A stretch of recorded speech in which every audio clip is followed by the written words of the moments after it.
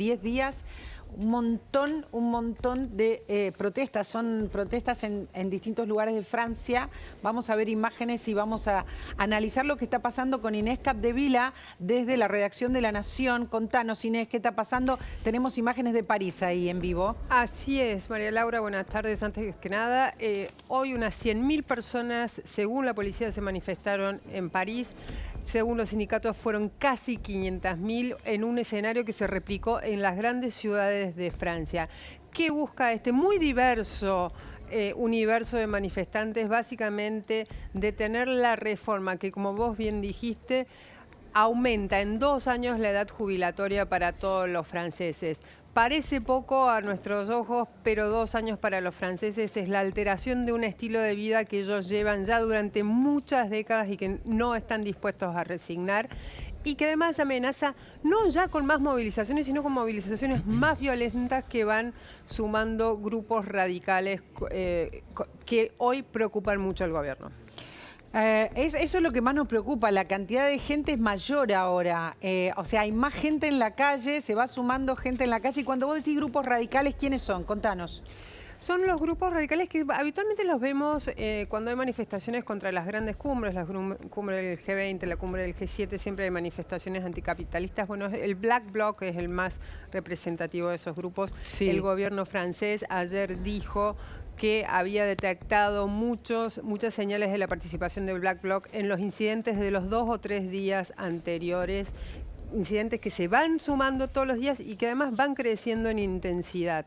Eso para el gobierno le resta muchísima legitimidad a las movilizaciones y básicamente lo que dice el gobierno es: nos están tratando de imponer por la fuerza el fin de una reforma. Lo que le responden los sindicatos y los manifestantes es que el presidente Macron impuso precisamente por la fuerza la reforma jubilatoria. ¿Por qué? Porque básicamente fue a través de un decreto constitucional, pero decreto al fin. Bueno, estamos siguiendo de cerca porque hay más. Nosotros arrancamos el mediodía, hoy empezamos el programa a la 1 de la tarde mostrando estos incidentes. Había menos gente, Gaby, cuando estábamos contando lo que estaba pasando. Ahora cada vez hay más gente.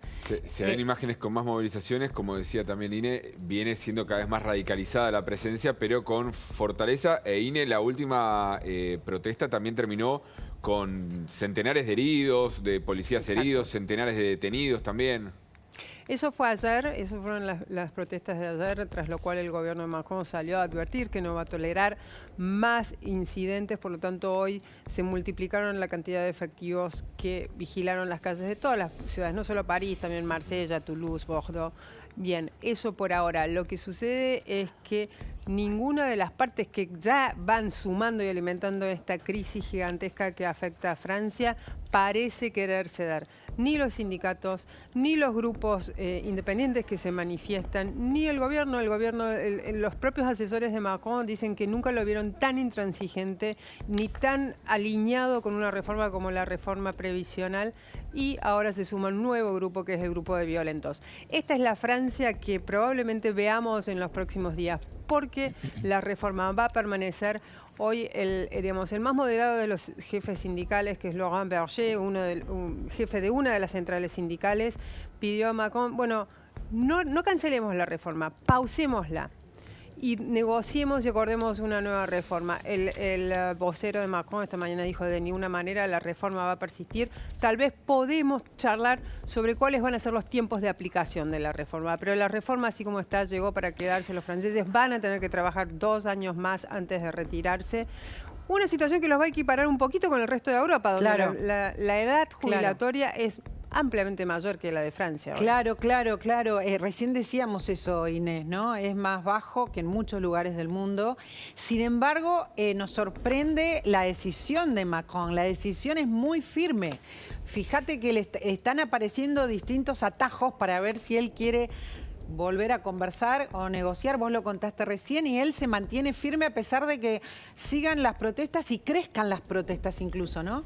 Más firme que nunca en su corta carrera política o en su año, un mandato y un año de gobierno. Sí. Pero ¿qué sucede? También es bastante riesgosa esa firmeza de Macron, porque a medida que avanzan las manifestaciones, a medida que el descontento popular no solo se manifiesta en las calles, sino también en los sondeos, sondeos que le quitan respaldo al partido de Macron y también que muestran una enorme cantidad de gente que ya se muestra completamente descreída de la política. Bien, a medida que eso avanza, la mayoría en la Asamblea Nacional, es decir, el Parlamento francés de Macron, va decreciendo. Espera, que sí. estamos viendo imágenes que pasaron hace un ratito nomás, pero no queríamos dejar de mostrárselas, porque son incidentes donde se tiran piedras a los policías, ¿no? Incidentes más serios, y la policía intentando disuadirlos cuando hay ataques. No sé si las viste. Sí, totalmente. Sí. Es un poco lo que se está viendo ya en todas las ciudades francesas desde el fin de semana, con la inclusión de este grupo de violentos, y es seguramente lo que vamos a ver. Llevamos 12 días consecutivos de manifestaciones, una situación bastante rara para Francia, donde las manifestaciones y las protestas son habituales, pero no durante un tiempo tan extendido y tan sostenidas. Esto seguramente también incluya un nuevo nivel de desgaste de la figura de Macron. Hoy la popularidad de Macron está cerca entre el 28 y el 30% de aprobación, su piso histórico, el piso que lleva en sus años de mandato.